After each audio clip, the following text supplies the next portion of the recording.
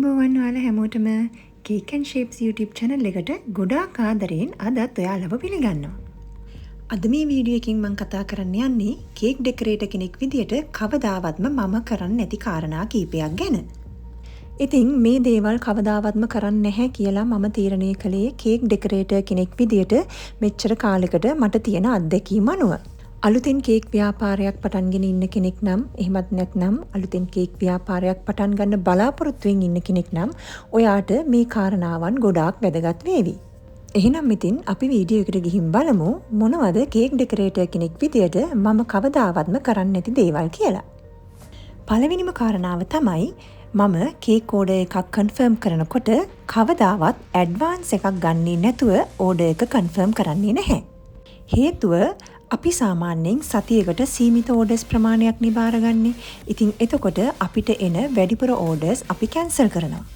ඉතින් අන්තිම මොහොතේ කස්ටමර් කෙනෙක් එයාගේ ඕඩර් එක කැන්සල් කරොත් ඇඩ්වාන්ස් එකක් ගැනීම තුලින් ඔයාගේ පාඩුව යම් තාක් දුරට පියව ගැනීමේ හැකියාවක් තියෙනවා.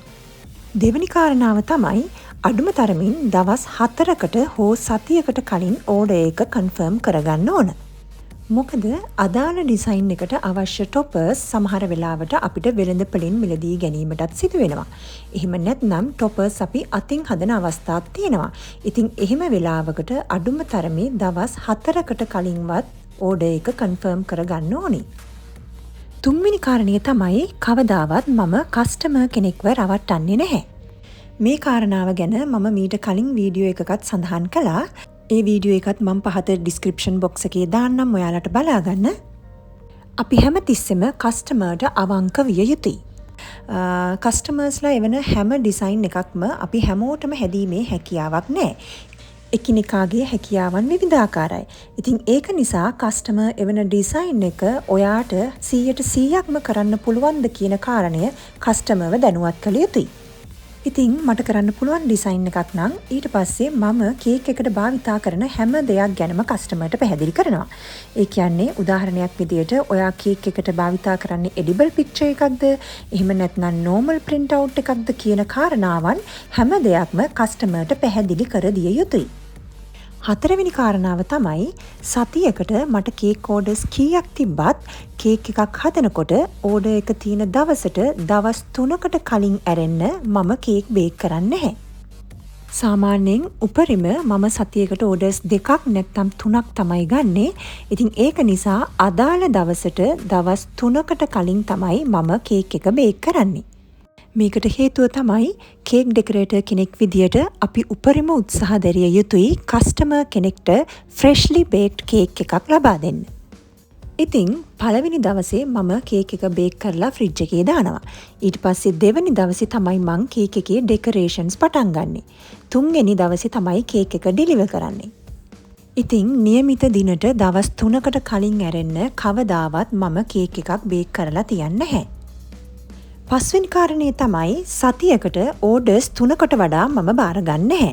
ඒ මොකද සාමාන්‍යයෙන් කේක් එකක් හදන්න මං කලින් කිව්වා වගේ දවස් 3ක කාල සීමාවක් අපිට අවශ්‍ය වෙනවා. ඉතින් එක කේක් එකක් හදලා ඉවරුනාට පස්සේ ඊළඟ දවස අනිවාර්යයෙන්ම මම විවේකයක් ගන්නවා. කේක් එකක් ඩෙකොරේට් කරනකොට පැය 7කට 8කට වඩා වැඩි ප්‍රමාණයක් අපි හිටගෙන ඉන්නවා. ඉතින් ඒක නිසා කේක් ඩෙකොරේටර් කෙනෙක් විදියට ඔයාටත් ඒ අත්දැකීම ඇති. ඉතින් ඒක නිසා එක කේක් ඕඩර් එකක් ඉවර වුණාට පස්සේ අනිවාර්යයෙන්ම දවසක නිවාඩුවක් මම ගන්නවා. කේක් හැදුවා වගේ නෙමෙයි අපේ ශරීර සෞඛ්‍ය ගැනත් අපි අවධානය යොමු කරන්න ඕනේ.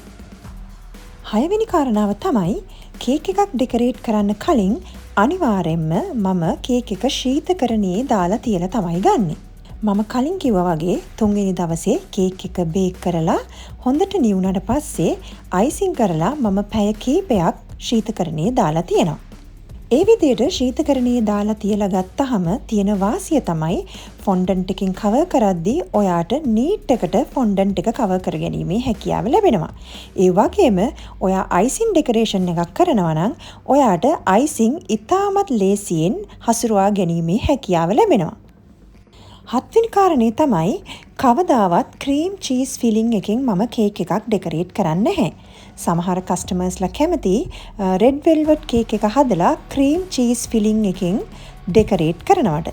ක්‍රීම් චීස් ෆිලිං එකකින් ඩෙකරේෂන් කරනකොට අයිසිං එක ස්මූත් කරගන්න බැහැ. එයා බබල්ස් එනවා අයිසිං එකේ. ඉතින් ක්‍රීම් චීස් ෆිලිං එක මම ඩෙකරේෂන් වලට භාවිතා කරන්නේ නැහැ. කේක් ෆිලිං එකක් විදියට විතරයි මම භාවිතා කරන්නේ. 8 වෙනි කාරණාව තමයි මම කවදාවත් මගේ කස්ටමර් කෙනෙක්ව ඩිසපොයින්ට් කරන්නේ නැහැ. අවුරුද්දකට සැරයක් එන විශේෂ අවස්ථාවක් නේ යාලා සෙලිබ්‍රේට් කරන්නේ. ඒක නිසා මොකක් හරි වැරද්දක් වුණොත් ඒක ආයි හදා ගන්න බෑ. ඉතින් කස්ටමර් කේක් එක ගන්න එන්න හෝ මම කේක් එක ඩිලිවර් කරන්න පැය 2කට විතර කලින් අනිවාර්යයෙන්ම කස්ටමර්ට කේක් එකේ පින්තූරයක් යවන්න මම වග බලා ගන්නවා. අපි හැමෝම මිනිස්සුනේ. ඉතින් ඒක නිසා සුළු වැරදි අපේ අතින් සිද්ධ වෙන්න පුළුවන්. ඉතින් එහෙමයි කියලා තවත් කෙනෙක්ගේ විශේෂ අවස්ථාවක් විනාශ කරලා දාන්න හැකියාවක් අපිට නැහැනේ.